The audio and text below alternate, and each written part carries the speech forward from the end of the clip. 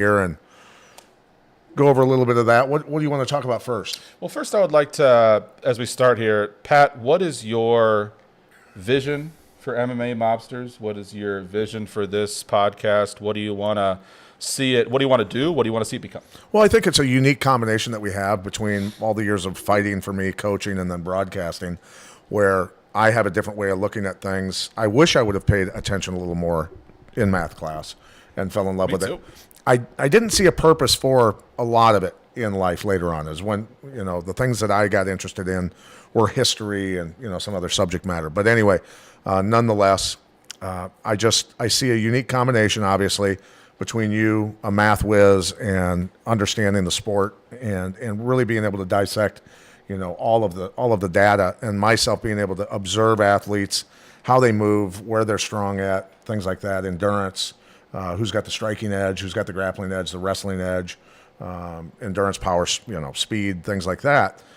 And I'll also look at numbers. So it's, I think, a great learning experience from both sides for us. Yes. These two worlds colliding, and I think it's going to be a lot of fun. Maybe I know it's going to be a lot of fun for the fans to maybe get our different perspectives on things and give them a little insight into their own pastime or full time. Absolutely. Whatever it is they do as far as gambling. Absolutely. And I'll tell you what my vision is. It lines up with a lot of what you said. I want us to be the sharpest, most reliable, most accurate MMA betting show. I want our picks to be high quality. I obviously want to continue making a full-time income betting MMA fights. Yeah, you want to be you make a good living at it. So I think that hearing your side of things and we'll only sharpen that. And I want our viewers to make money. I want our viewers to have success tailing our picks. I want them to learn from us, and I also want to have fun. There's a side of this. Yes, we're taking these betting picks very seriously. There's real money on the line, but we're also having fun. I love hearing you tell these MMA stories. You have told me several stories about guys that I still idolize, and you have humanized them and just told me these wild stories that you have been a part of, whether it was guys training at your gym or you're on a movie shoot with them. And I want that. I want story time with Uncle Pat Miletich, just you telling people. And I think that the MMA fans, because that's who I am at heart. You are the fighter, and I am the fan, and I think that they will love those stories just as much as I did. And whether it's you telling stories or us discussing big breaking MMA news, I think that we're going to laugh, we're going to have fun, and we're going to build a community and a family. It's a movement. It's a movement. Starting a movement. I like that. Yeah. I like that. Movements are the biggest thing you can start. They are. This is a movement. So we're going to start the MMA Mobster movement. There you go. So, news. What's going on? Eventually, we'll have a logo that says ticker tape. News. All right, Pat. You may have not heard of this. It's not been covered very much. But Dana White, the president of the UFC, was caught on video being slapped by his wife at a nightclub in Mexico, slapping her back repeatedly and basically having to be peeled off of her by friends. Pat, would you agree with me? That is not a good look for anyone. Well, certainly from the fight community, it's even worse, right? Because, Dana is the president of the UFC. So, no, it's not a good look, and I think it was, a reaction out of him, booze and getting slapped by your loved one. I don't know, whatever, a reaction that obviously he didn't want to have come out. But anyway, nonetheless, I think he was more embarrassed by horrible head movement, and thus more what? Wait, This is a sensitive issue. Well, but the thing is, you're talking about Dana White's head movement. But if he was just if it was just retaliation, it would have been one slap. but it was embarrassment about shitty head movement, so there were subsequent slaps, is what I'm saying. So what you're saying Right? is, Pat, if Dana White would have come down to old Chicago in Bettendorf, if Dana White would have popped in to Miletich Fighting Systems, got an apartment down on Middle Road and spent a few months training, he He would have ducked that. He would have ducked that 100%. I teach. That's the first thing that I teach when I teach people how to fight is footwork, and your feet and your legs move your head. So he would have, yeah, and read body language. I mean, you should be able to know when a punch is coming or a strike, right? You're a fucking legend, Pat. I don't think I've heard anyone. I've heard a lot of takes on this Dana White thing. You're the first person that I've said he needs to work out his head movement. Sure. Can we look at that? What happened that night? What happened leading up to that video? Well, I'm in Cabo, Mexico, for the holidays with my family, and my wife and I were out Saturday night on New Year's Eve, and his head gets a little bigger. unfortunately, that's what happened.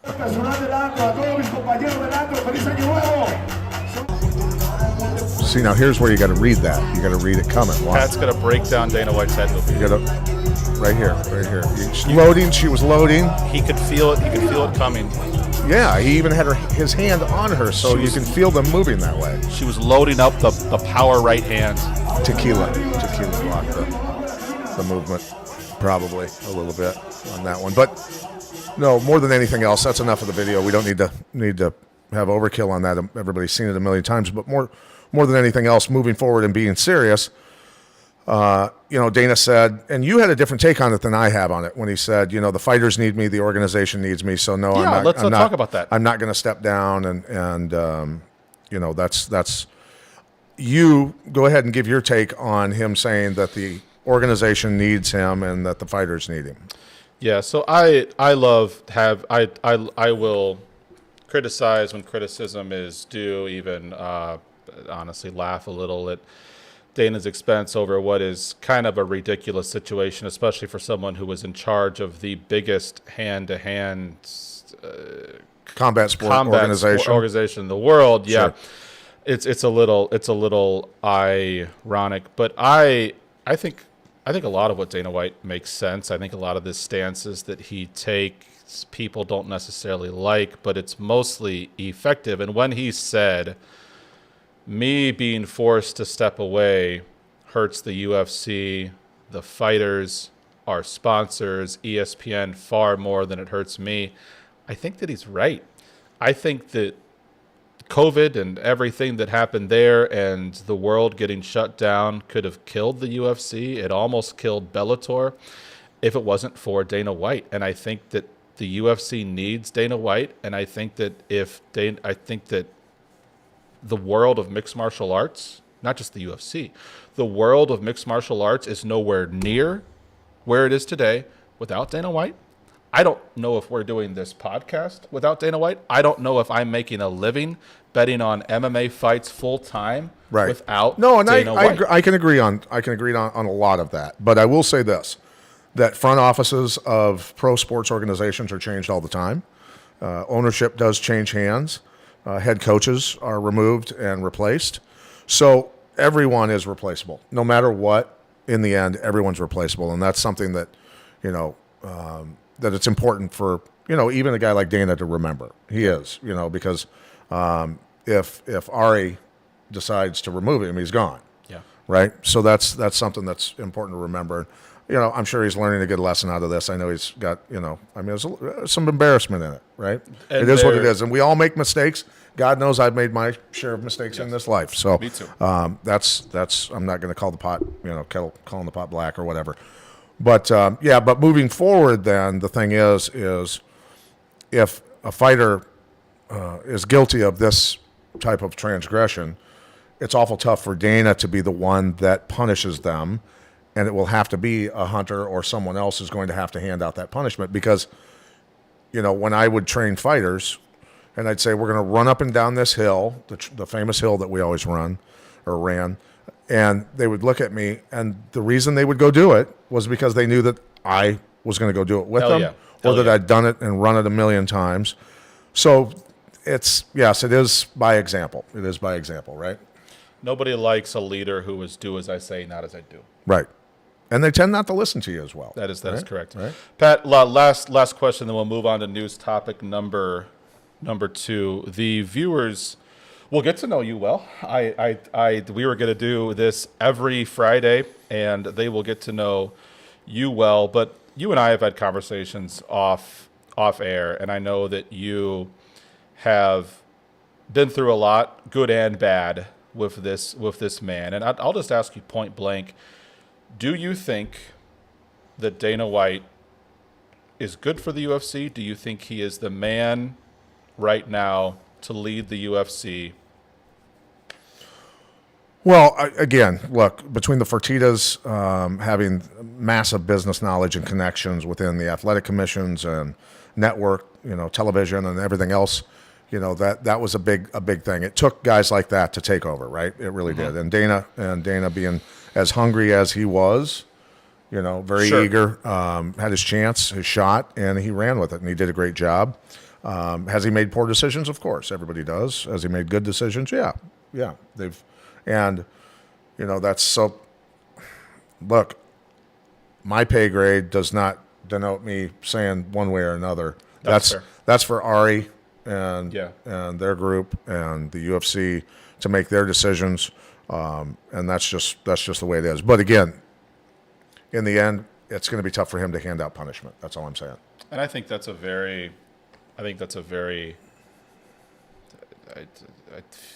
I don't know if mature is the right word I'm looking for, but I think that that's a very fair take by you, especially someone who has been up, down, and around with Dana White personally, as you have. I think that's, I think I couldn't have possibly said it any better than you did, Pat. So Appreciate it. Let's move on. let's move on. Jake Paul, Yeah, the problem child, PFL. is joining the PFL. He is joining the PFL as a fighter. He's done the boxing thing. He's going to fight. He is joining as a part owner. What are your thoughts on that, Pat? I think he's marketed himself. He and his brother have marketed themselves obviously very well. If I could go back in time and go to the Japanese forest with the dead guy hanging, I don't know. Would I do that? I never see these coming. Pat lures me in with his serious voice, and then he throws a curveball out of left field, and I never see him come. But look, they're not great fighters, but they're they're tough. They are. They're good wrestlers. They've got wrestling backgrounds. They've learned how to box. Are they world-class boxers? No, they're not. But look, they're getting in there. They're doing it. They're making money. They're making money hand over fist. So, good for him to get a percentage of ownership out of the PFL. Yeah. I mean, I think it's genius. That he's marketed himself. He and his brother have marketed themselves very well. So it's impressive. Conor McGregor, who I think you can't really argue he's the biggest MMA star ever to walk this earth so far.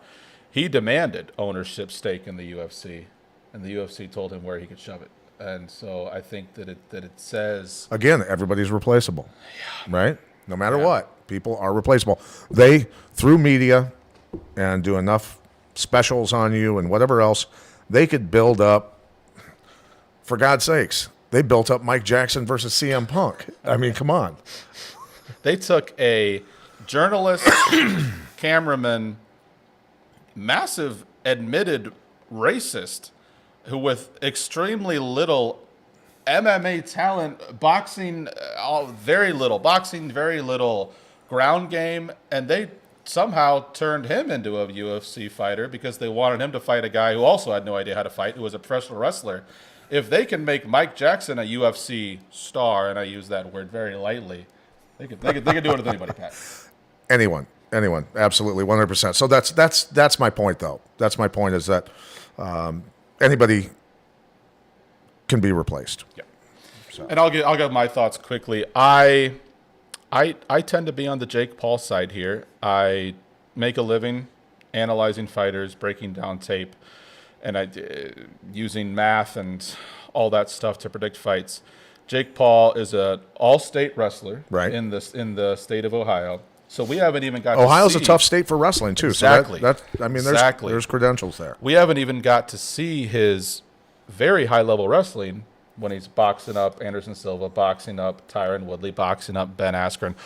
So we haven't even seen that. We will get to see that in mixed martial arts. It's called mixed martial arts for a reason. We will get to see him wrestle. Right. What we have seen, Pat, is he has lethal finishing power in both hands. I don't care that Tyrone Woodley was a few years on the run edge of 35. It's still Tyrone Woodley, multiple-time world champion.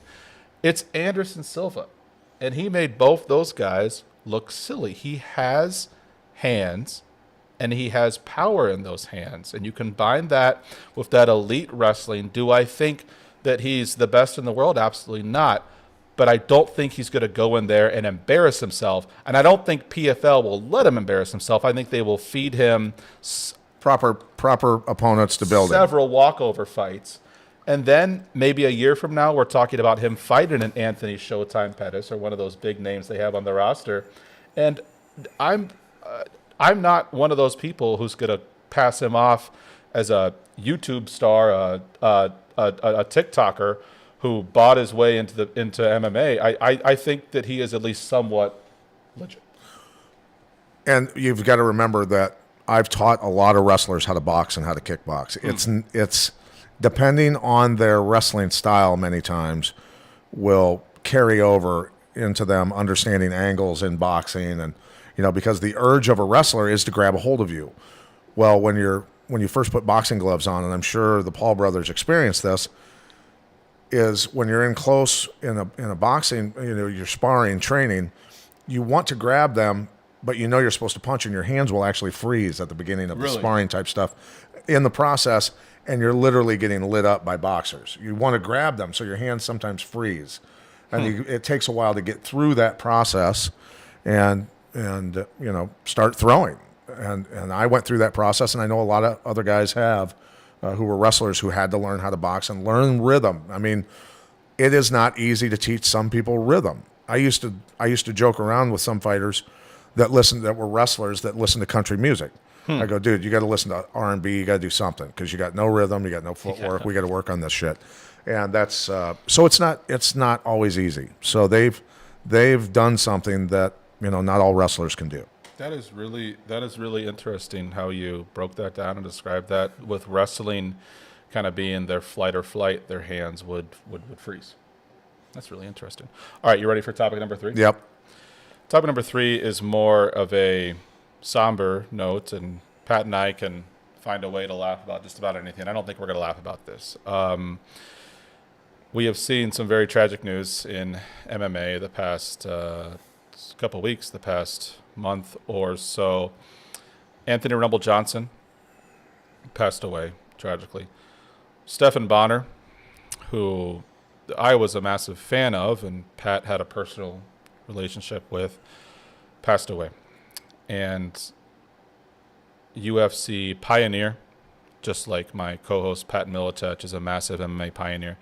His fellow pioneer Phil Baroni is currently being held in a Mexican prison under very serious charges of killing someone very near and dear to him. Pat, I'm not sure what to say, and I've known we've been talking about this for several days, so I will yield the floor to your massive expertise. And what do you want to say about this? And floor is yours, sir.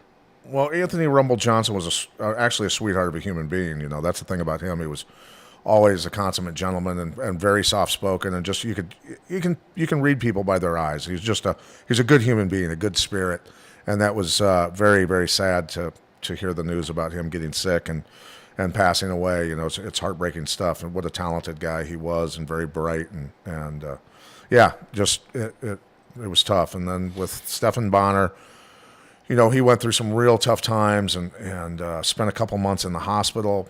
Certainly, when he filmed himself asking for painkillers and things like that, there was a lot more to that than people realize. Where he normally went to his doctor and got prescribed painkillers. He injured his back doing pro wrestling. Yes. The guy was in pain and he needed help, and they turned him away, and that was heartbreaking. But then he spent 2 months in the hospital. became pretty emaciated, got an infection, which affected his heart, and ultimately probably is how he met his demise. But more than anything else, he as a person, I had a lot of fun with him. He was hilarious. He was, back in the day of the catch can wrestlers, the gotchas, and the Farmer Burns, and even my great uncle, who was on the 32 Olympic boxing team, who used to go to carnivals and state fairs, and the carnival strongmen would do feats of strength, like kettlebells, lift weights, do all this stuff. And then they would say, is there anybody in the crowd that wants to get up in the ring with me? Well, that's what those guys would do, right? And that's the kind of guy that Stefan Bonner was. He was the kind of guy that would show up to a carnival or a state fair and go raise his hand and go, yeah, I'm going to get in there and beat your ass. He was a showman, and very, very funny guy, But then moving on to Baroni.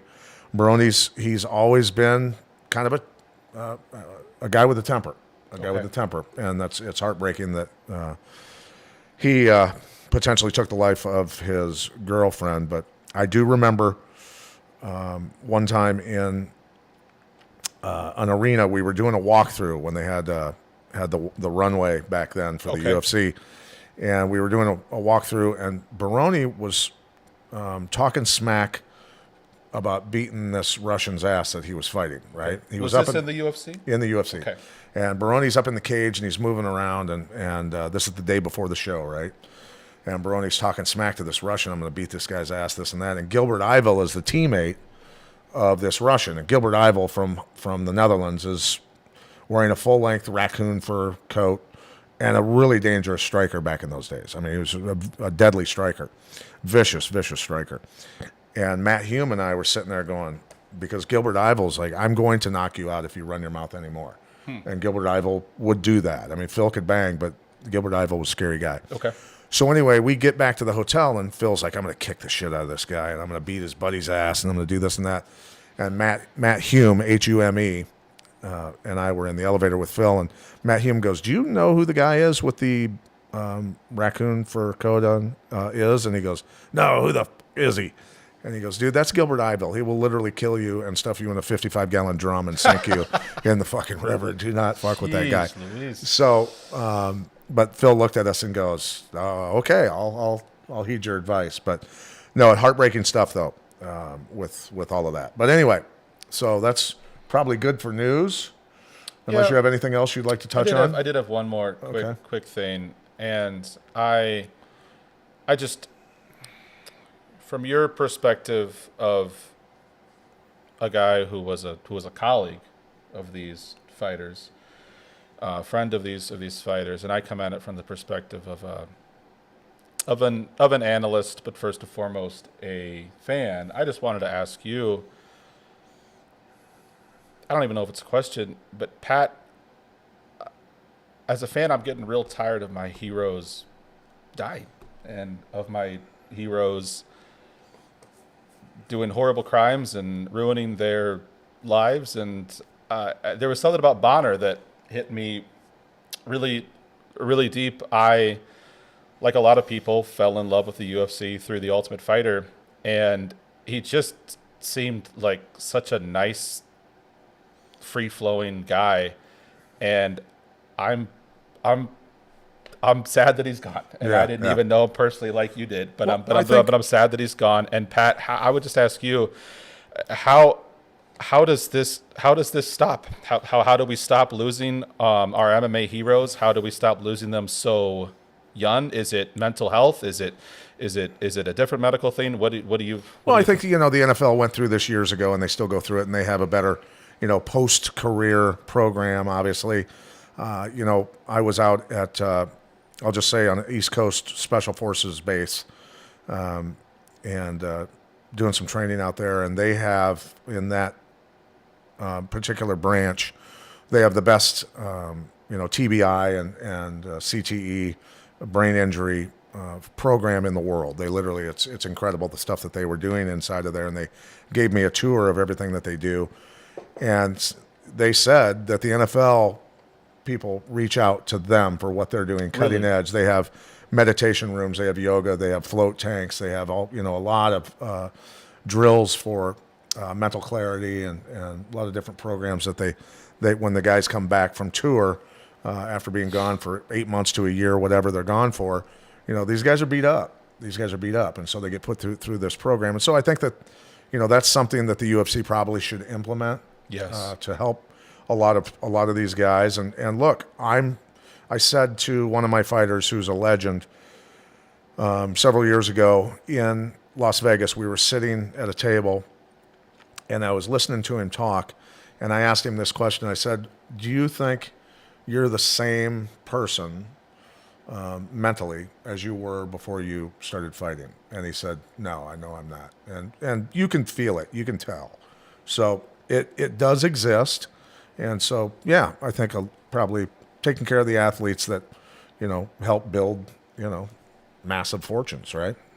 Yeah. Well, thank you for sharing that. And there are a lot of people, Pat, more people than who respect your opinion, and those words mean a ton to him. And I imagine I know for a fact we'll have some pro fighters watch this show who are dealing with some dark thoughts, and hearing what you just said, I think will lift them up and right. possibly even save a life. I would just say this, that the intensity of NFL sports, or the intensity of any sport, is, only really probably rivaled by combat, which I could never imagine being in, right? Those guys are dealing with some really heavy shit and seeing some horrible things.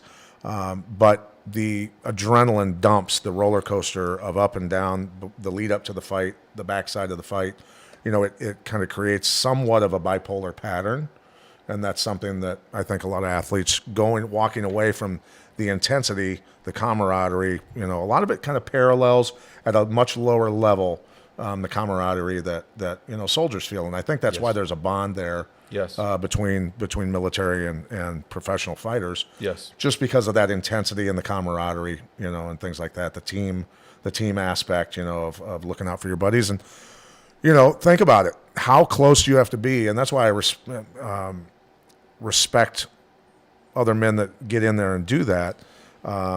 Only those who have climbed in there at a high level, have dealt with that high and low. But, as I got older as a coach, I started having anxiety about seeing potentially one of my guys get hurt, because people are getting wrecked. I mean, it's not easy on the body. Let's put it that way. So, so there's a lot of that. Yes. There's a lot of those types of feelings where you care about people like they're your little brother.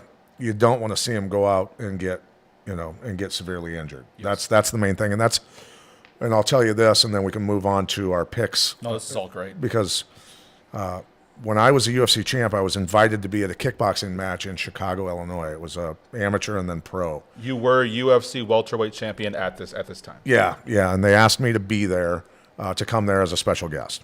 So I came and I sat ringside, and I was watching the fights. And one kid that got in the ring, he was not in good shape, and he got dropped with a right hand, got up, and I knew he wasn't there. He just wasn't there. And the referee wiped his gloves off on his shirt and said, "Fight." And the kid took a step forward and fell, collapsed. Goodness. Right in front of me. And I saw him.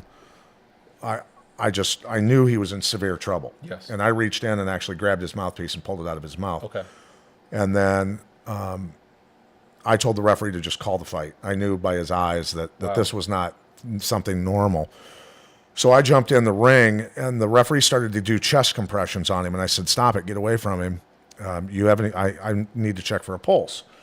And so he tried to do chest compressions again. And I said, "Get the fuck away from him. I need to get a pulse." So there was no pulse. And two guys jumped in who were volunteer firemen who were in the crowd. The doctor was downstairs stitching somebody's eye up or something. And they jumped in and they said, "We're volunteer firemen." And then the kid stretched out and stopped breathing. So that was obviously, we got a problem. So start doing CPR on him, and I watched him turn jet blue in a matter of a minute, literally, and he died. Oh, goodness. So I already had the mentality that I was going to train athletes so intensely that they could never never get hurt bad enough to have severe things happen to him like that, right? Yes. And a lot of people thought that I was an asshole by the way that we trained. Like, other people would come from all over the world to train with us, Yes, they would. and most of them would leave in 2 or 3 days, and they're like, we cannot handle this. This is insanity. Yes. 95 degrees always, intensity, room full of 40 guys that are ranked in the top 10 in the world. It's not a friendly room to walk into.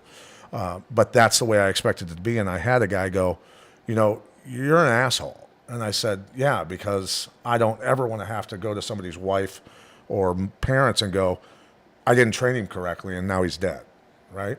So that's kind of my mentality on how things. That's really powerful stuff, Pat. And I just want to say to the people watching and people who will watch this video, this is the real Pat. This isn't Pat putting on an act to Pat cares so much about people. He cares about life. He cares about talent and passion. doing things as right as possible. Anyway, if we're going to do it, right? Yeah. If we're going to do it 100%. And I have so enjoyed and will continue to enjoy being with Pat. This is who Pat is. I hang out with Pat. I have beers with Pat. I go out to dinner with Pat. This is who he is, and we'll touch on this stuff on I stay away future. from the beer, though. I let him drink the beer. You did. You drank straight Bloody Mary mix, and I drink. Yeah, just Bloody Mary mix. I do Yeah. remember that now. Yeah. I do remember that now. And we'll touch on this more, but there's people out there who like to get attention. Our sweet friend Mike Jackson, former UFC fighter, the bum got cut off the roster. But there are people out there like the Mike Jacksons who like to make up ridiculous, very nasty stories about Pat Miletich, and I can tell you from Pat's personal friend that is simply not true. And Well, I appreciate that. I have known this man to be a high character, not only a legend of MMA and the UFC, but a really good guy. And Pat, I'm honored to work with you, and I'm honored to work with you. Let's have fun, dude. Making some picks. Let's do it. All right, Justin, do we have any questions? Or all right, so let's do this to our people who are watching live. We're gonna make some betting picks for this card coming up tomorrow, and let's try to get 4 or 5 questions that you guys can type in the live chat, and you can direct them to both me and Pat or one of us, and we will answer those questions after we make our picks for these 11 fights. Yes, because one was canceled. One was canceled. Yeah. Pat, you ready to go? Yes. I'm fired up, man. I really like talking with you. I really feel like there's a vibe there. All right, let's touch briefly on what I woke up to this morning in Moline, Illinois. Pat, like I often do when I wake up around 11 o'clock in the morning, I roll over and I look at my phone, and what did I see? That it just happened? Somebody didn't make weight. Somebody didn't make weight. That's common these days. Common.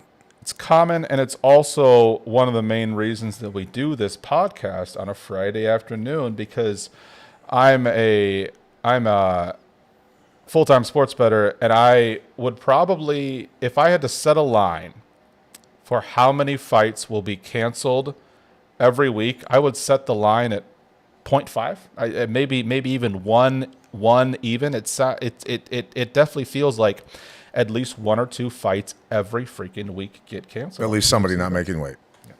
Or somebody gets sick. We're on the other side of the whole pandemic thing, but I feel like it happened a lot, and maybe it even became more accepted with that, and now it seems like it's a weight thing or non-COVID illnesses. And I do have a bit of a rant, a bit of a few things to say, if that's okay with you, Pat. Go ahead. Make fucking weight, Sajara Eubanks. You have 2 jobs. Make weight, show up to the fight. This is the fourth time you have missed weight in the UFC. You are a professional. This is not acceptable. You literally had a title fight, and you missed weight. You keep missing weight. You are completely unapologetic about it. You are currently under criminal charges for beating up your girlfriend, and everyone's so focused on your boss, Dana White, that no one even wants to say anything, woman beater. This is pathetic. This is stupid. You should be cut. You are 1-3 in your last 4 UFC fights. You are not Conor McGregor. You are not Jake Paul. I hope you get cut. I hope you never fight again. I spent 2 hours watching tape of you preparing for this fight that now does me no fucking good. Okay, so should she be cut for missing weight or for beating up her girlfriend? Both. Dana can't fire her for beating up her girlfriend, though. Good point. Good point, Pat. It's a good point, Pat. So it's got to be for missing weight. I need a drink of water. Okay, all right. So because that fight is canceled, now the first fight on the card is Charles Johnson, Jimmy Flick. Charles Johnson, Jimmy Flick. Pat, that rant got me sweating. You were getting after it, bud. You were getting after it. I feel like I'm in Miletich Fighting Systems and it's 95 degrees and I'm sparring Tim Sylvia. Well, you got the gangster Adidas sweatsuit on, bro. I appreciate that. You guys told me to leave the sweatsuit on before I realized it was 82 degrees in here. Pat, tell me who wins this first fight between Charles Johnson and Jimmy Flick, and tell me why. Well, I mean, Johnson obviously he's a really good mover, very good striker, smooth, pretty decent wrestling takedowns, wrestling takedown defense. I've called some of his fights before. He's got a decent and well balanced ground game. He's pretty slick on the ground. Jimmy Flick is a guy that obviously he's the underdog coming into this. He hasn't fought in how long? I believe it's been about 2 years. Yeah, 2.5, something like that, right? Yeah. So he's coming in. Is there ring rust? Potentially. You know, that's always a question. I think that's part of the reason why Johnson is, such a big favorite in this. If I was going to make a long shot pick on this card, though, that is the one because Jimmy Flick has some of the craziest, slickest submissions that I've seen. I've witnessed him. I've called his fights before, and I tell you what, is capable of latching onto you like a spider monkey and not letting it go. Yes. So that would be my long shot pick. But safe bet, Johnson most likely. But Flick's dangerous. Flick's dangerous on the ground. Would you like to know how I will be betting this fight? I would. Pat. It's kind of why we're here. Yes. And I like to do the matchup part of things too. I think that's a perspective, where I'm not always going to call a fight. I'm not always going to call a favorite. I'm just going to say, this is what this guy has to do, or this guy has to do to win this fight. That's why I love having you go first, because we did a couple of test podcasts, and there was at least 1 or 2 times where you talked me out of my guy that I had. Were they correct? They were. All right. It was, and you'll just have to take our word for this. We would never lie to you, I promise. It was Curtis, the action man. Yep. I was fairly confident that Joaquin Buckley would beat him, and you talked me out of that. And sure enough, he had a rough first. Well, but the thing was, minutes. I didn't see it as rough though. He kind of just covered up and let him throw, and that was kind of the. Chris Curtis has matured so much as an athlete, as a fighter, that he knew that he was going to have to weather a storm to a certain extent with Joaquin Buckley, right? Yes. So he just when Buckley went, and that's why I tell people it's so important to throw feints and fakes in your game so people don't know when you're actually coming. Yes. That's a must. Yes. For if you want to be a world champion, you have to learn how to do that. Period. End of story. So every time Joaquin went, he didn't throw a lot of feints and fakes. Chris knew when to cover up. He did. Right? He wasn't flinching. He wasn't nervous. He just knew. Covered up and eventually, landed his shot. All he needed was one to put him down, and it was over. He was out stone cold, middle of the second round. I thought he pretty clearly lost the first round and was probably on his way to winning the second round, but all it takes is one shot, Pat. Out, down, fight over. Cash, the Pat Miletich bet. Ooh, cash. Let's go. All right, my bet on this fight, Pat, right now I'm not betting either side. I am not betting Charles Johnson. I am not betting Jimmy Flick. What I am betting, Pat, is fight does not go to decision. I think that there is a very strong chance, and market movement agrees with this, that Jimmy Flick could pull off a pretty big upset at about plus 300. If you want to throw a $5 bet on that, be my guest. Gun to my head, I would rather put $5 on a plus 300 than on a minus 500. Sure. You'd be literally betting $5 to. What are the odds right now? Is that what they're at right now? 300 and 500? They are. Well, they have come down a bit since yesterday. I'm not going to say any sports books names. If you want us to say your name, sponsor us. Exactly. We'll say your name. Do you like that, Pat? I do. Okay. Right now, the odds on your local sports book are minus 345 for Charles Johnson. That was at minus 450 just a couple days ago. So that has dropped. He is now cheaper, and Flick is plus 300. Okay, so yeah, I mean, like I said, if I'm going to make a long shot bet on this one, it's going to be Jimmy Flick. But what I will be betting is fight does not go to decision. Now, if you're knockout via Johnson or submission via Flick, or a Johnson that covers everything, Pat. That even covers a crazy Johnson submission, which, while not likely, I'm covering myself. Even if, heaven forbid, the fight ends in a disqualification or a finger to the eyeball, as long as the fight does not go the full 15 minutes, we win that bet. Okay. All right. I like that one. Thank you, sir. Moving on. We have Argueta versus Aguirre. Yeah, I'm trying to figure out how to say that. Daniel Argueta, 8-1, fighting Nick Aguirre at 7-0. Pat, who wins and why? I just think that when I look at Argueta, his wrestling pedigree is extremely solid. He's got very good striking, very good kicks, and he's got a very good ground game, very, very heavy-handed on the ground. And you know, Aguirre being 7-0, his quality of opponents is what, you know, to me stood out quite a bit. And, you know, look, I think the athleticism, the strength, the speed, the power, you know, really fall on the other side in terms of towards Argueta. So it's an awful tough. You know, his mom and dad are probably betting on Aguirre, but that's probably, you know, that's probably it. That's probably it. So I will say this from my experience doing this full time. Not all minus 600 favorites are the same. There are minus 600 favorites. If you're fairly new to this, minus 600 means you would have to wager $600 just to make $100 profit. Right. So get your $600 stake back plus your $100 in winnings. That's a lot of money to put down just to make $100, and that works incrementally. So if you bet $6, you would win $1. That's just how math works. It's fun. So there are minus 600 favorites who I will gladly bet $2,000, $3,000 because I am so confident they're going to win, even though I'm only making $500, $400. That is, to me, as close as you get to free money. This is not one of those fights for me, Pat. I do not think that the minus 600 price tag is justified.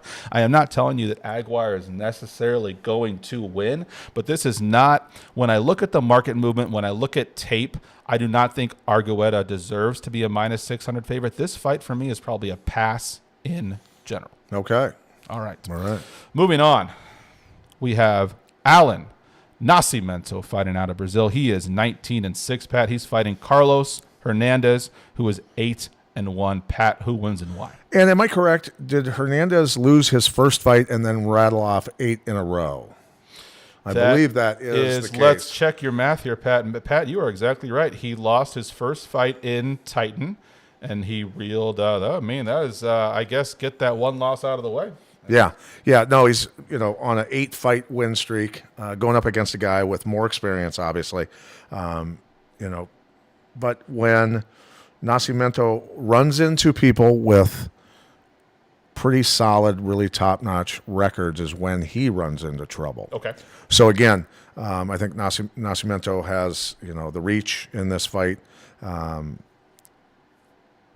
but ultimately he's going up against a guy who's rattled off 8 in a row. So I know that Hernandez is, you know, not the favorite, but that's actually not a horrible bet. It's not a horrible bet. I mean, I think, you know, there is certainly a chance there for Hernandez. If I was held to the fire on who I thought was going to win, most likely it's going to be Nascimento. So. Pat, you will like to hear this then. Nascimento, and you'll hear me talk about line movement and market movement a lot. I in about 5 years of doing this full-time, being profitable every year, I've learned to come at this from about 7 or 8 different angles, and now angle number 9 here, getting to talk to a former UFC champion, UFC Hall of Fame member every week. But one of the angles that I use a lot is market movement, line movement. It's similar to trading stocks. You see where the money's going. Sportsbooks don't move a line because they just feel like it. If they throw a guy up there at minus 300 and a bunch of bettors who they have marked, and trust me, they are tracking everything that you do, that they have marked as this guy is a sharp MMA bettor, this guy wins more than he loses, and he puts $1,000 on the minus 300, you will see that minus 300 go to minus 340. If another guy they really respect puts $2,000, you will see that guy go to minus 370. And the other way, if they see $1,000 bet from a guy that they respect, or a $50,000 bet or whatever, it doesn't have to be a huge bet. As long as it's someone that they know is good at betting, bets that side, they will move the line. So I'm a big believer in my process, how I break down fights. I'm a big believer in Pat's process, definitely, how he breaks down fights. But when I see that market line move, I pay attention because that allows me to use group source, group think, the entire world, basically, of bettors. So, with that being said, The algorithm. I like this announcer voice, Pat, and chat likes it too. They would like more of the Pat Miletich announcer voice. They think that you Sunday, Sunday, Sunday.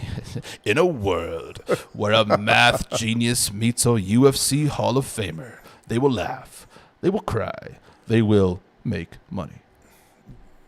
Who did it better, chat? I sure hope. Who did it? I sure Who think did it? that they will make money. Who did it better? All right, you will be interested, Pat, to hear that Nascimento opened at minus 370. He has been bet down to minus 320. Not a massive line movement. Right. If he opened at minus 370, was now hovering around minus 120, and it was a pick'em, then I am very interested in his opponent. But what that does for me, Pat, is it reinforces what you said about what you said, and it makes me hesitant to bet this fight at all. I think that's fair enough. That's fair enough. Coming from the guy with the experience with so much betting that you have done, it's, I observe that as well from my standpoint, as a coach and analyst and whatever. All right, so let's move on to the next fight. Pat, we have, and I just learned how to say this last night. My Spanish, I guess we'll call her a lady friend. That sounds kind of weird in my head, but I didn't prepare that part. She told me how to say this. Mateus Mendoza is fighting Yavid Basharat. That's interesting because when we called Mendonca's fight, we were told to say Mendonca.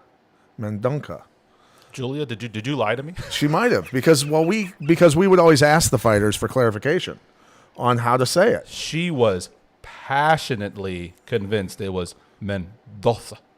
Well, I'm just telling you what I heard. I'm just telling you what I heard from him. You've called one of these guys' fights. Yes, Mendonca's fight. Julia, I'm sorry. I'm going to have to go with Pat on this one. It's Mendoza. All right. Let's try. Thank you, Pat. Yeah. I might be in trouble with Julia later, but I've been hit a lot, okay. So I maybe forgot how to pronounce it correctly. So I think I'm already. It just keeps the show maybe a little bit off. I think I'm already in trouble with Julia, no matter what you say, Pat. But okay. I do appreciate it, brother. Mateus Mendoza, is fighting Yavid Basharat. Pat, who wins and why? When I look at my notes, I did observe that Basharat's quality of opponents, certainly early on, there's been a lot of them that didn't have great records. Quality of opponents does really play into things. He's 13-0. I mean, it's not easy to get to that record, certainly in MMA. It's to be that undefeated that long. But Mendoza also a guy who's undefeated as well. Somebody's always got to go. Serious question with the quality of opponents at a 3. What's he at? When I wrote this down, he was a negative 315. I don't know if that's necessarily justified. Basharat opened at minus 350. He is now down to minus 310. This seems to be a trend this week, which Pat and I will give you our analysis for each fight, and there will be some weeks for me, and I'm just telling you basically what I'm betting. There will be some weeks where I have money on every fight. There will be some weeks when I'm only willing to invest my money on 4 or 5 bets. Usually no less than that. But there's a lot of just kind of these awkward areas for me where a guy opened as a big favorite and dropped a little, but not enough to make me love his opponent, just enough to scare me off betting him. So this is a fight that you wouldn't necessarily bet on, or did you? I am not loving it. I will say that I have bet on Basharat in the past, and it has gone well for me. Now, what do they say in the investing world? Past performance is not indicative of future results. That can be a trap for casual bettors, especially for fighting. You see a guy just dramatically win a fight, it makes you fall in love with him. Don't blindly go bet him again. Watch MMA Mobsters. Listen to Pat and I break it down. Don't blindly bet a guy because he made you money 4 months ago. Or because a lot of people, I mean, even myself, because I was a coach and I cared about athletes and I knew a lot of the athletes and know a lot of the athletes, not personally anymore, most of them. Obviously, I don't communicate with the guys because I'm not a coach anymore. But, you know, you can bet with your heart, which a casual fan will do, right? Which I would advise highly against doing that. Yep. And that reminds me, Pat, and I know that we have some more. I'm actually very excited to get to the next fight, but just for whatever, in case the trolls want to come at us, can you speak briefly, or as long as you want, on why we are basically, for lack of a better term, not going to have another James Krause situation that burns MMA Mobsters down to the ground and has me and Pat both facing criminal charges? Pat, the floor is yours. Well, number one, I'm not a coach anymore. I'm not an athlete, obviously. I don't compete at that level or anything. I don't compete at all anymore. And as well, I'm not a broadcaster anymore, so I'm not connected to any MMA organization at that level whatsoever. So, you know, that's what it is. I don't have any insider insider info. I don't, and if anybody ever thinks that they can send me a text and go, hey, so-and-so's hurt, I'm definitely not betting on any of those after seeing what's happened to James Krause. Yeah, and I would like for us to maybe next week, if we can have our producer make a note of that. So tune in next week. Not only is it a massive pay-per-view with 2 title fights, but in the opening portion, Pat and I will discuss piece of garbage, Mike Jackson, former UFC fighter, still very much currently a piece of garbage. But we don't want to spend too much time on garbage, though. Oh, I got a lot of things to say about Mike Jackson. I know you got even more to say. We're going to talk about the Mike Jackson mess, and then we will discuss the James Krause thing, which it seems like every day a new, just crazy story about Krause is coming out. But like Pat said, and Pat mentioned him not doing the announcing, which I don't even think would really affect this. The UFC and Bellator PFL did something similar. Like I said, if you are a current fighter in our promotion, you are a coach, manager, you are a promoter or manager. Those were the big 4. If you do any of those 4 things, you cannot bet on the UFC. If you're guys in Bellator, you can't bet on Bellator. If you're guys in the PFL, you can't bet on PFL. And that was my very first, I guess, business meeting with Pat. I said, Pat, I think you're a legend. I think you're a legend in MMA. I think you're a legend of a person. I think the world of you. Of course, I'm interested in working with you, but do you know what's going on with James Krause? I don't want to say, because that, as much as I think the world of you, that would be a problem. And Pat filled me in, and here we go. So we got that out of the way. Yes. Okay. Yeah. Pat, it's about time that Chovan makes a bet, right? I mean, I think so. Professional MMA bettor has passed on, I think, 3 fights here. Pat, I got a bet.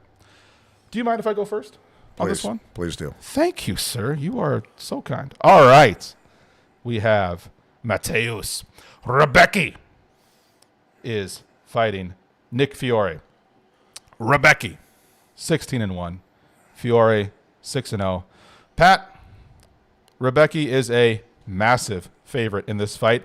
I think he is rightfully a massive favorite in this fight. Pat, Rebecki is clicking in right now at minus 740. That means you would have to bet $740 just to Profit 100. But you know what I'm doing, Pat? I love this kid so much. I love this matchup so much. Not only do I think that he wins, I think that he finishes him. So you think Rebecca finishes him? You're calling it a finish before the end of the fight, basically. I have 2 bets for you. Okay. Pat, to the people watching at home, I want you to go to your sports book. You can go there physically with a big wad of money, but it's 2023. You really don't have to do that anymore. You can go to your phone, and you can make a bet right now. I want you to bet Mateusz Rebecki to win by finish. You're going to shrink those odds down to about minus 200. And then if you're feeling really froggy, I want you to place a smaller bet on Mateusz Rebecki to win by finish in the first round. That'll get you plus money. Interesting. Wow. Okay, so Fiore being, from the Northeast, got decent boxing. He is a Renzo Gracie black belt out of New Hampshire. So he has very good ground skills. Obviously, Rebecki is a powerhouse of a wrestler. Eastern Bloc, just a monster. The Eastern European guys are taking over MMA. And the Russians and the Stans and the Chechens, and they just have had. Look, it's a fact. I mean, Russia bombed their freaking schools. I mean, these guys have grown up in a different manner than Americans have. That's just. I don't care how tough you've grown up in America. They've probably had it harder, and they're just they're unique bunch of characters, and so very, very tough people over there, without a doubt. Now, am I discounting American athletes? No. Americans are very, very athletic, very intelligent, and obviously, can prove that they can win world titles. But Nick Fiore, I don't think really has much of a chance in this fight, even with his black belt in jiu-jitsu and with his, Northeastern style of stand-up fighting. I don't think he has much of a chance, to be honest with you. I think he probably gets finished. Yeah. I agree, Pat. I think that Rebecki has him beat on the feet. I think he absolutely has him beat on the ground. I think that this high price tag is justified, so much so that I like shrinking the odds, like I said, down to a much more Palpable. That number. You get hit more in the head, you'll be able to pronounce it. That's what we're gonna do after, right? We're gonna go spar. Chat said they will donate quite a bit of money to see you beat me up live on camera. So I'm not quite sure how I feel about that. We'll Pat, see those tips. Thanks, buddy. We are all for monetizing this as much as possible. So I guess I'll take one for the team and get kicked in the head by a UFC Hall of Famer. All right. I think that Rebecki is legit. I think that he's the real deal. I have a saying, Pat, and I think that I'll be saying it multiple times on this show. I don't think I can take credit for this. I think one of my fellow MMA better buddies came up with it, and I can't think of his name at the moment. But if the name ends in V, I will bet on thee. You got Nurmagomedov, Makachev, Ankalaev. This guy doesn't have V at the end of his name, so it doesn't really work. But it means that these Eastern Europeans are taking over MMA. They are taking over the UFC. They are taking over Bellator, Khabib's brother cousin. I'm not entirely sure how that works, but his Khabib's brother cousin just won the 155 belt at Bellator. Correct. Yeah. Just beat the crap out of one of the Pitbull brothers. They're taking over PFL. Dude, the wrestling, the wrestling pedigree in that part of the world as well. I mean, they're very, very solid. Everybody either wrestles or plays soccer or carries a machine gun. One of those three things, or all. But that's the thing, is they can all wrestle so well, they can decide where the fight takes place generally. And that's a big, big deal. And again, these guys, they don't have a lot of self-preservation in their minds when they fight. They come out and they bang. They get after it, and they punch with and kick with absolute conviction, and they fight ferociously. That's just the way they are, man. I think it's a different motivation for a lot of these guys when fighting becoming a successful fighter, becoming a trained killer, basically, was their way of surviving a war-torn country. It's like Rough you environment, said, man. Rough environment. we are definitely Team America over here, very proud of our country, but it's a different motivation of, oh, I want to be a really good wrestler for me, or I want to be a professional MMA fighter because I like it and I want to be famous. It's a different motivation when it's I have to do this or I may die. And modernity screws up masculinity, right? Modernization screws up masculinity. I mean, I can tell you, I got soft doing broadcasting, eating at 5-star restaurants, staying at 5-star hotels.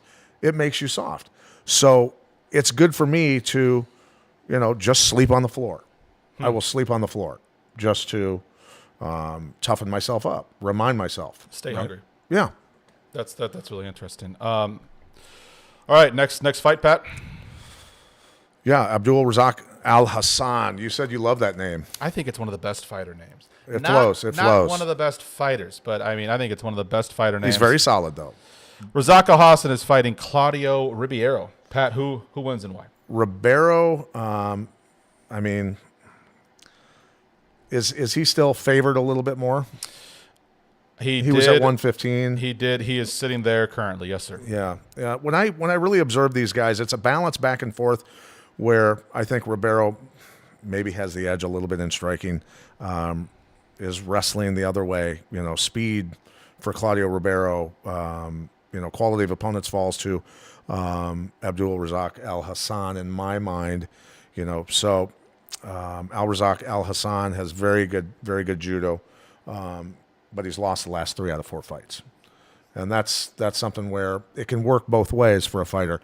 He can either be in a corner and knows he has to win and goes out really, really focused, Yes. or is demoralized at this point in his career. I'm not saying that he's demoralized at this point in his career. He's a very, very tough guy. Yes. Very tough guy. But I'm going to go, I'm leaning just slightly towards Ribeiro, to be honest with you, on this one. That's interesting. And Pat, I actually just saw, since we started the podcast, when we started this podcast about an hour ago, it was a coin flip. They were both 50-50, man. It's close. Since then, Al Hassan has moved to a small favorite. Al Hassan is now about -120, which is still essentially a coin flip, even as a guy who... Yeah, it's a tough one to call. It's very, very tough. Even as a guy who is a huge believer in market movement, because I've seen it work time and time again. That doesn't impress me much.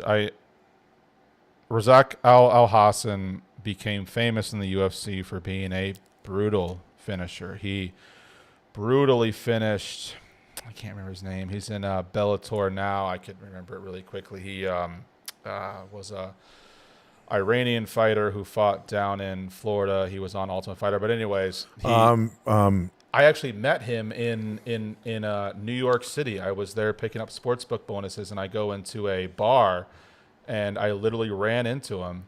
And okay, I'm just gonna remember that I'm seeing him. Sama Hobasi. Okay. And I literally ran into him, and I go, Sama? He goes, yeah, I'm Sama. Who's asking? I said, Hobasi? He goes, who's asking? He probably thought he owed somebody money or something. It's somebody who's well, you kind of look like an Iranian hitman. I do. I've been called worse. Yeah, I do. That was actually part of the inspiration for MMA Mobsters. They're like, well, the math whiz kid dresses like a mobster all the time, so let's say he's going to be wearing that crap anyway. Let's just go with it. I like sweatsuits, Pat. I think that they're comfortable. So anyway, I walk into this bar, and it's Sama Hobasi, and as soon as he found out that I wasn't part of the mob looking for him personally, he talked to me for about 20 minutes. He took pictures with me, and he told me that he's very excited for his next Bellator fight, which we will hit on. Anyway, love you, Sama Hobasi. This guy wrecked your shit twice in a row, and that's part of what made him famous. He brutally knocked out Nico Price, who was a fantastic fighter, and then he went on a very bizarre losing streak. And has been knocked out twice out of those 4 fights, out of those three losses. Darstar knocked him out brutally. He had a really gross, and also this guy never goes to decision, except he did once with Joaquin Buckley in his most recent fight. I think that's the only time a UFC fight of his has ever gone to decision, maybe in an MMA fight, period. Right. He is a kill or be killed kind of guy. Somebody's going out on their shield. I think someone's going out on their shield. This fight is minus 800 to not go all 15 minutes. I have no interest in betting that. That number is way too high. But I think that there's a good chance we see fireworks here, Pat. And I think that someone gets brutally finished. I just honestly, I don't know who. You're keeping your hands off this one. Yeah. Period. And again, that is okay. You don't have to have an official pick. You don't have to have a max $500 bet on every fight. That's a good way to go broke. You want to consistently make money at this, Pat. You know what you do? You pick your spots. And you had an interesting observation. If you have, a bankroll, say a bank account set aside specifically for betting, and you saw a long shot that your heart was telling you is absolutely going to fool everyone and is going to win, what percentage of that bankroll will you bet on a fight like that? This was when I was drinking my Tito's and Sprite, and you were drinking your Bloody Mary mix. We talked about this. That is called a unit, and that is we can do a little class session now. It's important to understand as a bettor, whether you're a casual bettor or a large scale bettor, a unit is 1% of your bankroll. So if you have $500 that you've set aside, this is money that I'm willing, especially as someone who is new to sports betting, this is something I'm willing to play around with, learn by fire, learn by trial and error, which I really think. But keep yourself contained at the same time, Exactly. so you don't lose your house, your car, and your family. So this is my money set aside. So what you do is, because I think that bankroll management may be the most important part of sports betting. Obviously, analysis is important, knowledge is important, skill is important, but I think that managing your bankroll, your money, is the most important part. I really do believe that. So, as a bettor, I don't care how confident you are, you should never be betting more than 5 to 10 units of your bankroll. As a new bettor, I would say never bet more than 5 units. A unit is 1%. So, if your bankroll is $500, that means that your max bet should be $25. No matter how confident you are, if you're really confident, I will give you permission to occasionally go 10 units, but that's only your most confident bet. Your typical bet is 1 unit. That is your typical walk into a bar, see a game on the TV, you've done no research, you just want to have a sweat. That is a 1 unit bet, Pat.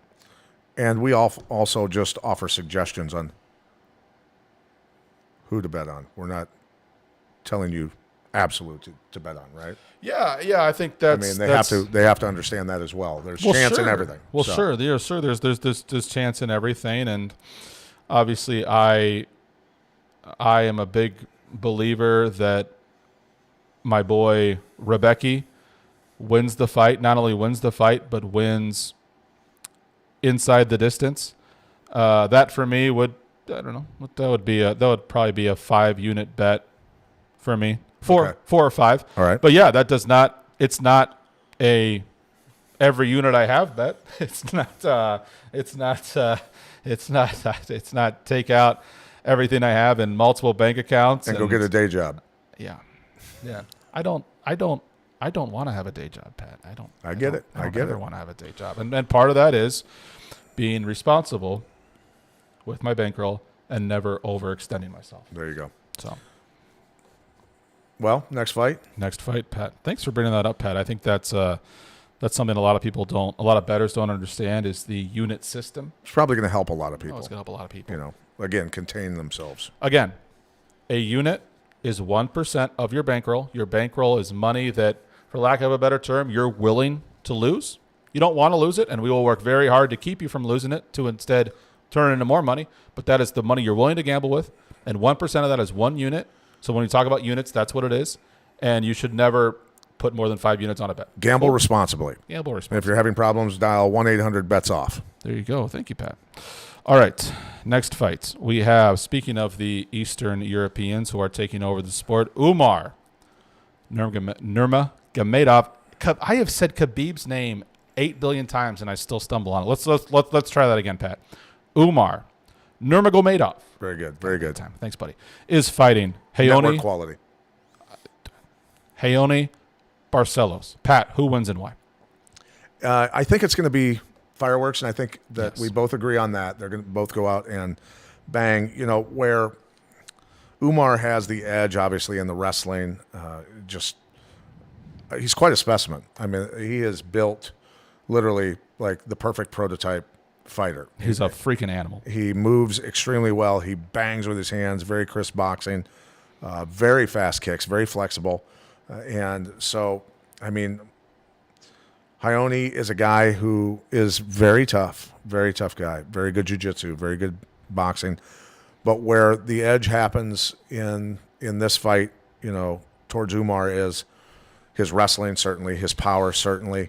You know, Hayoni telegraphs his punches. He winds up. He does. You know, Umar's going to see that stuff coming and either hit a takedown or counter him or get out of the way.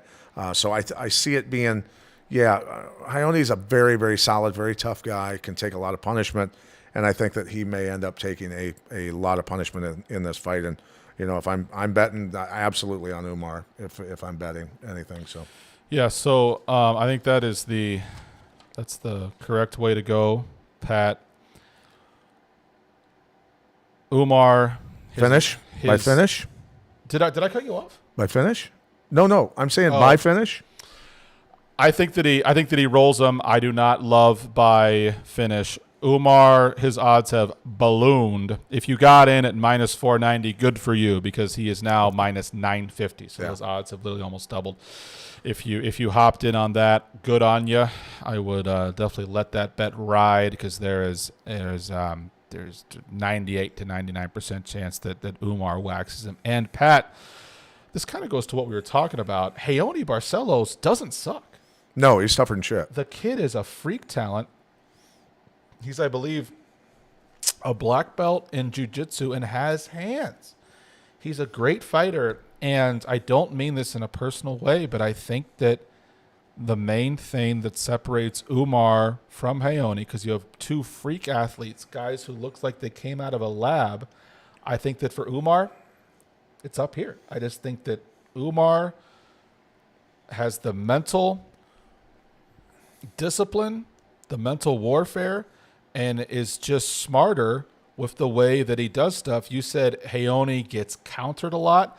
Hayoni, I think that he's been blessed with such a freak body and freak talent that he maybe I think he gets a little lazy with it. And I think that when he was over in Brazil coming up fighting taxi drivers, he was able to just go in there and not watch a ton of tape and get with his coaches and his team and go in there, say, do or die, I am winning this fight.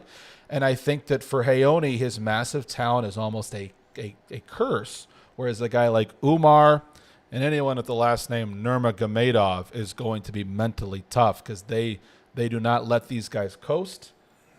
Anyone in Khabib's camp, they do not let you coast. They do not let you ride on your laurels, ride on your freak talent. You come in and you earn it every fucking day. Yeah, well, and again, while Barcelos is and proven that he's very tough, very talented, there's glitches in his game. There's just glitches in his game. Again, telegraphing, winding up. That's something that, I don't know, is it hot-blooded Brazilians? A lot of them like to do that. I've fought my share of Brazilians, and some of them loaded up. Some did not, but I can tell you that Barcelos there, and his takedowns are not strong enough to win. I don't believe a takedown at all against. He's just not going to win a takedown. You fought a few Brazilians. I have dated a few Brazilians, and yes, they are very passionate. They're very Did any of your people. former girlfriends get charged with domestic abuse? Did they? No. I think for them, the slapping was more consensual. I know this isn't that kind of podcast, Pat, but I think it was more that I was in that moment. Okay. So we're okay. All right. Do you know I'm getting at? I do. I feel my co-host get uncomfortable. Usually I'm the one getting uncomfortable, so it actually feels kind of good to see my co-host get a little hot under the collar there. Okay, moving on, Pat. Well, We have. I'm not going to say it. I'm not going there. I was really hoping you would. I was really not going hoping you there. would. So we have, and I would eventually love for you guys to get a look at him because he is one of the best in the business.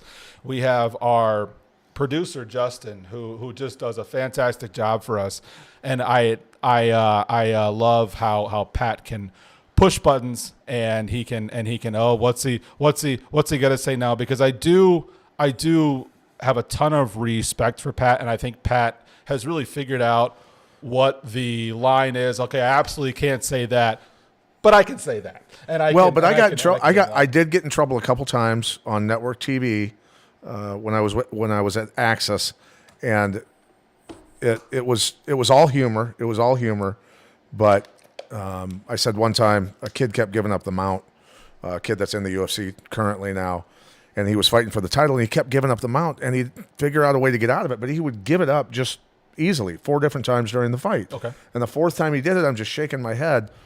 And who I was doing the broadcast with at the time, Ron Kruk, goes, Pat, he goes, you're shaking your head like you're disgusted. I said, well, from a coaching standpoint, he's giving up the mount like a hooker on rent day. Oh, goodness. And yeah, my producer didn't like that a whole lot. And actually, Andrew Simon, who was president or CEO of If you could see Justin's face. Oh, my God. Andrew Simon texted my I phone. wish you could see our producer's face my right phone now. started getting blown up for that one, and then I got in trouble one other time for a off-color joke about I don't know. Yeah, anyway, Goodness. Well, that I have freedom to do that more here, though. Pat, you have freedom, sir. You have freedom. God bless America. I wish you guys could have seen our producer's face. That just made my whole entire weekend. Okay, moving on, Pat. Before our producer takes us off the air, we have Ketlin Vieira is fighting Raquel Rocky Pennington. Pat, if you don't mind, I don't have a super that I'm ready to die on pick, but I do find something very interesting in this fight. What does Rocky Pennington do? She likes to push you against the cage, hold you there, throw elbows. It's not the most exciting way to fight, but it is effective. And when I watched tape on Ketlin Vieira, I kept seeing her get pushed up against the cage and held there. And she didn't really know what to do with it. And the only time she really got out of it was when her opponent just got tired of punching her and kind of let her off the cage. Raquel Pennington's not going to let you off the cage, so I don't love this fight from a betting perspective. But if I had to put money on it, I think that as far as a matchup goes, Vieira looks like she's more than willing to let you push her against the cage and tee off on you, and that's kind of what Rocky does. That's a good point.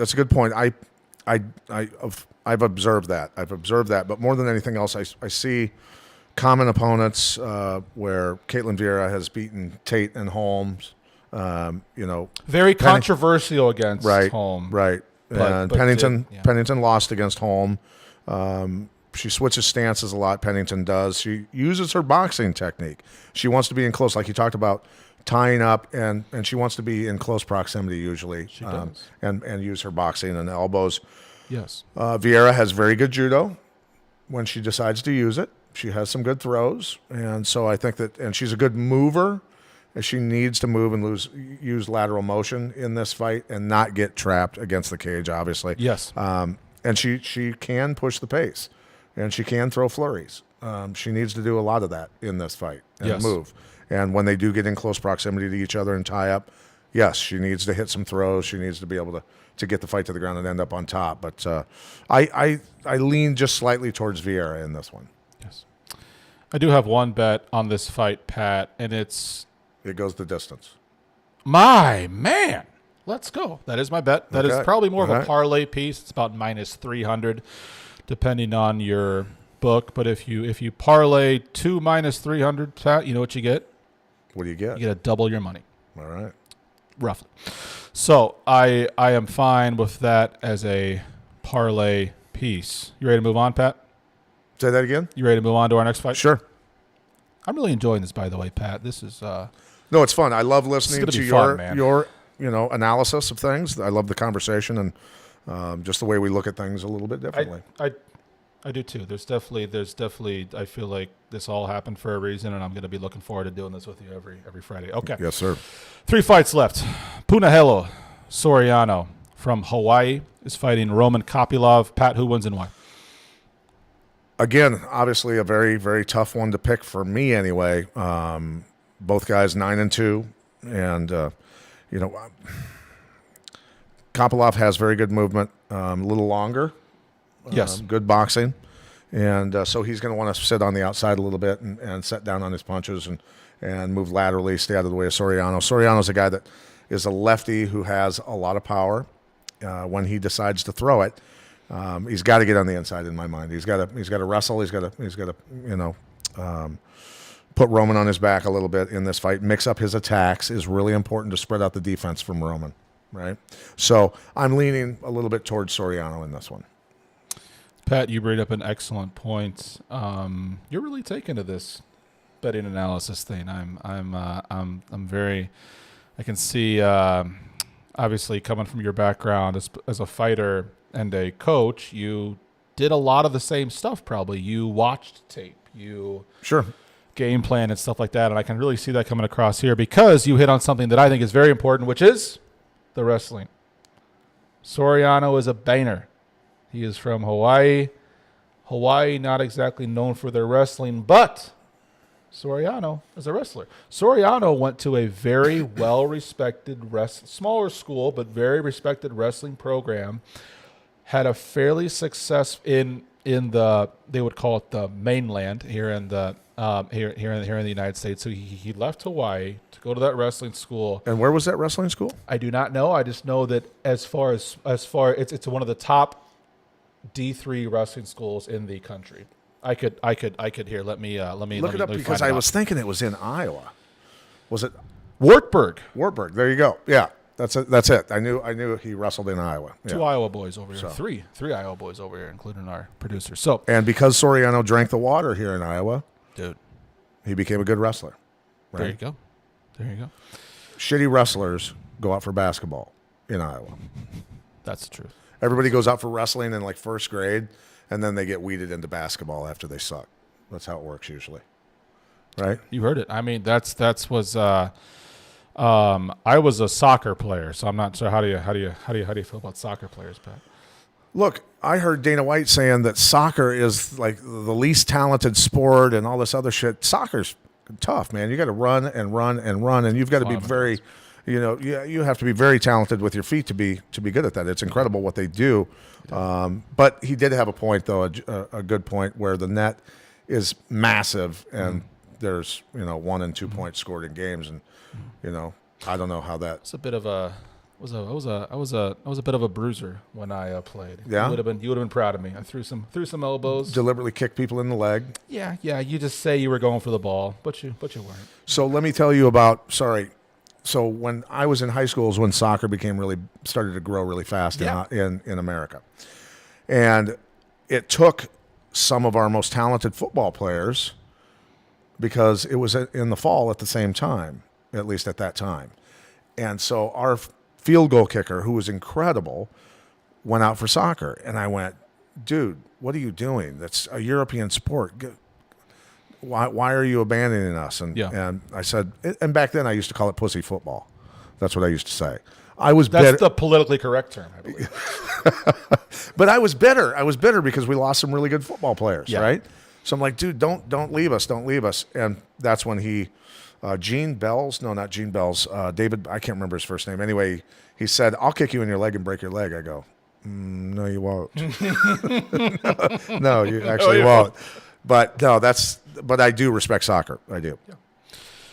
All right. So my take on this fight, Pat, is I feel like a kid at a candy shop, or like we just got a bunch of new toys, because I'm sharing a few of my, not all of them. You'll have to watch for many, many episodes to get all of our secrets. But one of my secrets is I think there's a big edge in betting MMA live.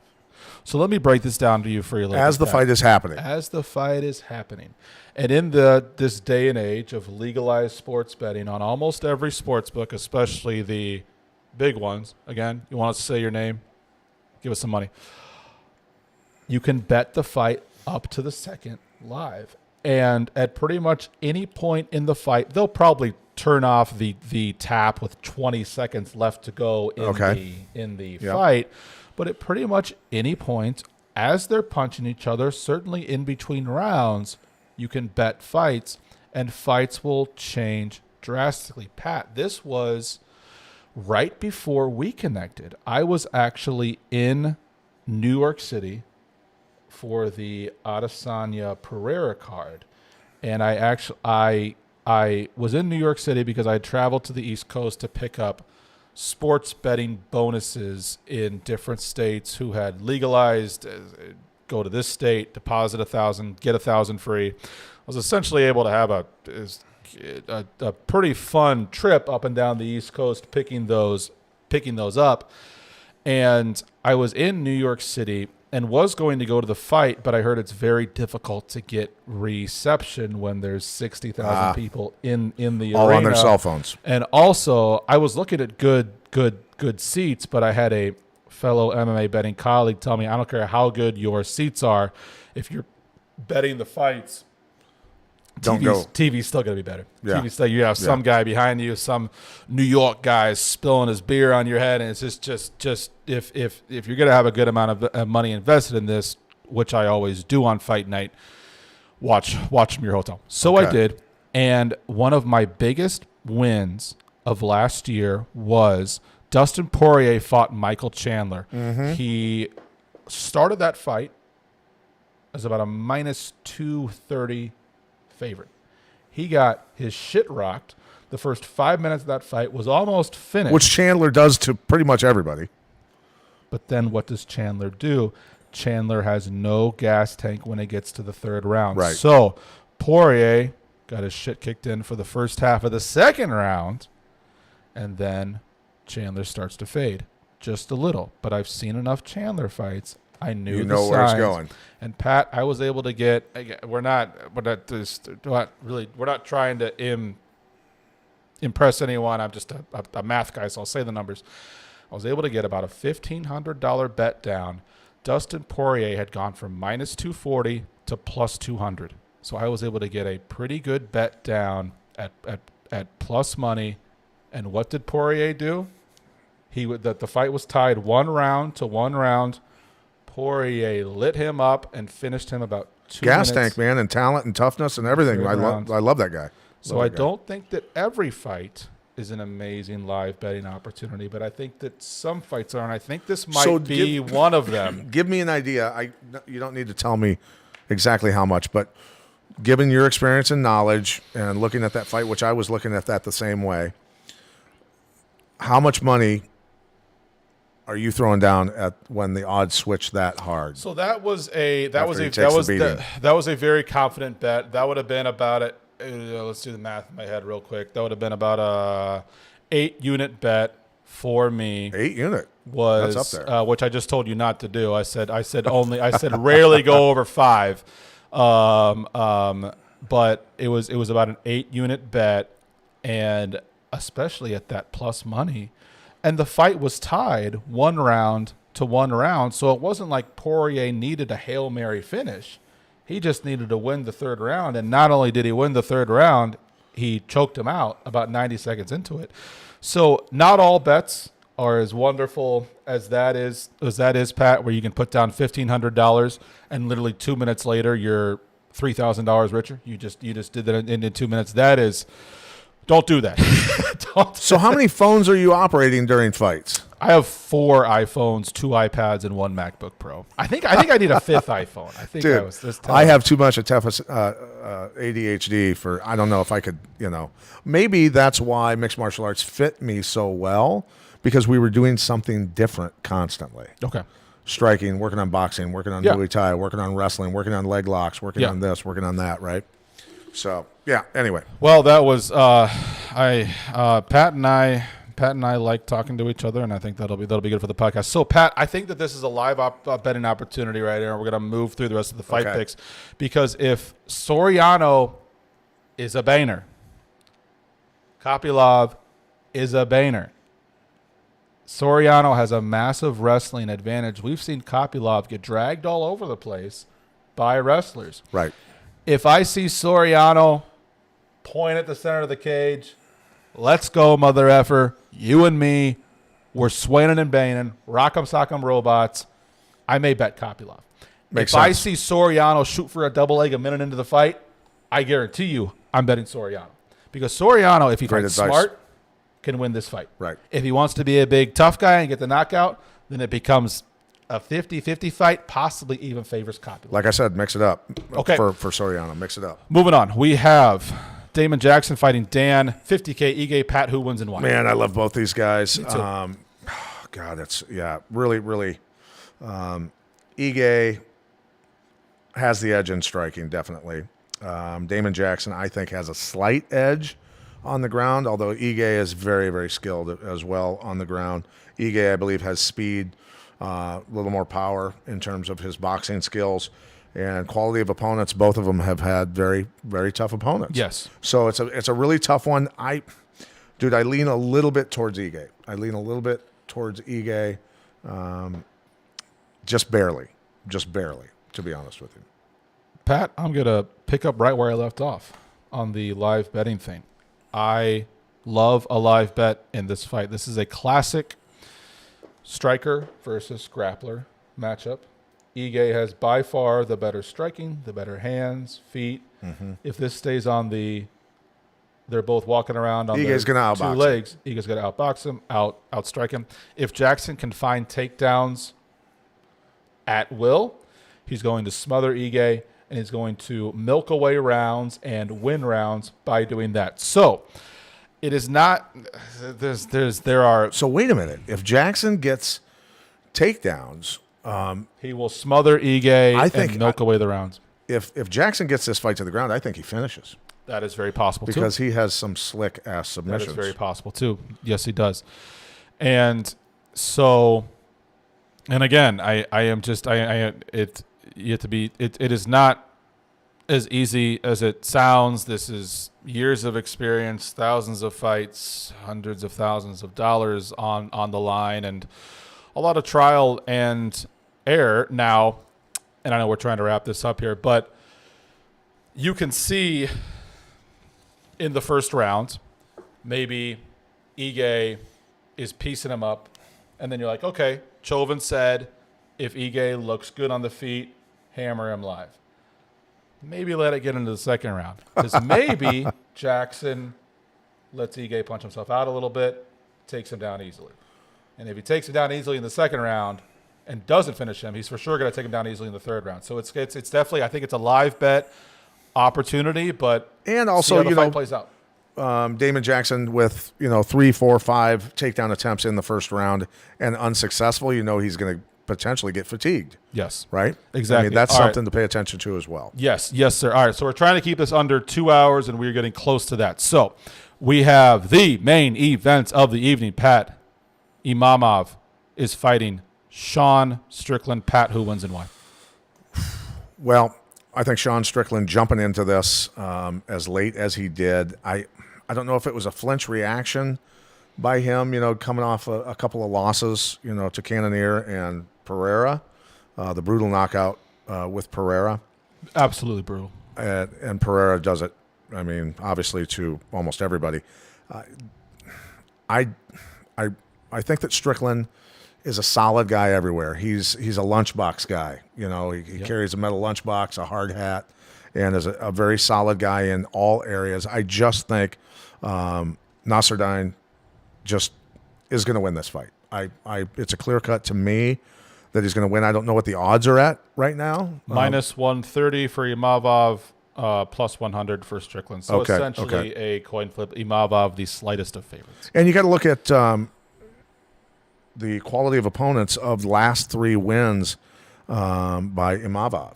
I mean, he fought tough guys, Heinrich, Buckley, and Shabazian, right? He did, yeah. I mean, those are all 3 tough guys. I mean, Heinrich is a hammer, an excellent wrestler, very, very, very rugged, tough guy. Buckley, obviously, an explosive striker. All 3 of those guys. And he beat them all 3. So He's definitely the favorite in my book. Yeah. And if in case you didn't get my pick for the last fight, I lean Ige, but I prefer doing a live bet situation there. So that is up to you for those watching at home. I lean Imavov also. I think that this is a weird fight for a lot of reasons, Pat. Strickland jumped up a weight class, but did you see? Yes, that too. Imavov only weighed, I believe, 205 is your light heavyweight limit. Imavov came in at 196. So Strickland, who's moving up a weight class, is actually going to be he's bigger than the guy that he's. It's like when Lawler used to fight in Strikeforce at 185 and he'd weigh in at 192. I mean, he would weigh 192 on fight day, and the guys that he's fighting are weighing 220, 225, and that's when I would talk to him and go, drop back to welterweight, go back to the UFC, win the damn title, take care of your kid and your wife, and he finally, obviously did that. And what did he do? He dropped down to 170. And he ran through everybody. He ran through everybody. But the thing is nobody at 185 could hurt Lawler, and he was fighting some badasses back then. So, anyway, that is Robbie Lawler was my favorite MMA fighter when I was first getting into this. So when Pat tells Robbie stories, I shut up and listen and to get a big smile on my face. So I used to spar with him a lot. Well, you were. I think he was being nice to me. Yeah. But eventually I had to, at some point when I injured my neck severely, I said, yeah, I'm not going to be sparring with you anymore. Number one, he or Drew McFedries and, those guys. But Lawler had to spar with 205ers and heavyweights a lot of time because when I wanted to turn him loose where he needed to get his power off, that's what he had to do. Yeah. Well, that is I look forward, and I'm sure so do you viewers, of hearing these Uncle Pat stories because they are amazing. They are crazy. The truth really is stranger than fiction a lot of the time.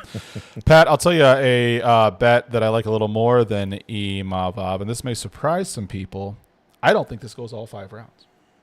And depending on your sports book, this is essentially a double your money bet. The odds are fairly low, possibly even plus money at some spots, that the fight does not go all 5 rounds. Strickland leaning towards Imavov finishing or either finishing. Where are you at? Yeah, I don't really try to think about that, especially if that's the only thing that I'm betting. I just want the sooner one of the two guys gets the crap kicked out of him, the better. Okay. Because I want the fight, even though my bet is fight does not go the distance, which in this case is 5 rounds. The sooner it's over, the better for my blood pressure and mental wellness. And there's a little bit of stress in what you do. Obviously. There's a little bit, and you learn to live with it. For me, I've kind of learned to feed off of it, and I almost feel like there's a little.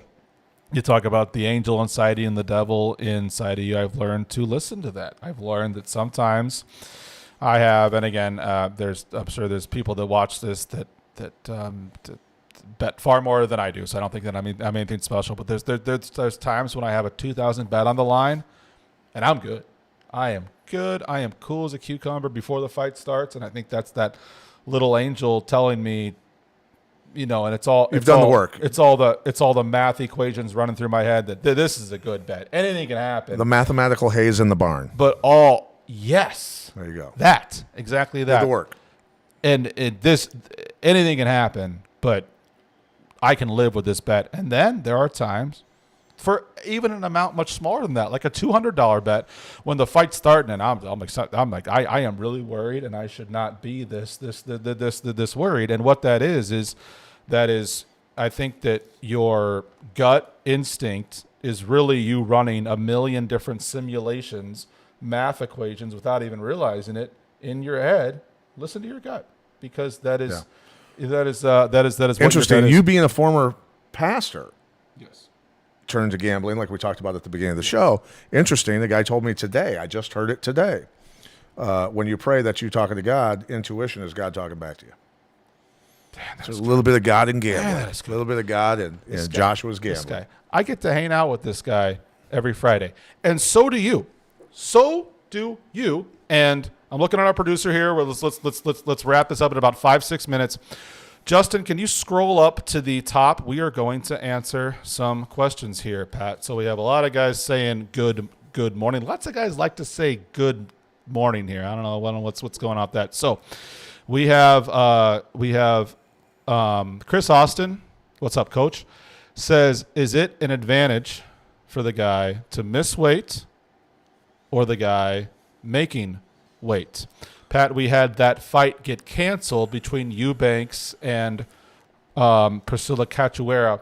If it wouldn't have been canceled and they would have had Eubanks fight 4 pounds heavy, who has the advantage in that situation, Coach? Well, at least in what we used to do, and I think is the best way to go about it, is you force the other team to go back and try and make weight. You make them try and make weight, or you just tell them fight's not going to happen. You go back and you try and make weight, and because you want them to struggle mentally. You want them to suffer.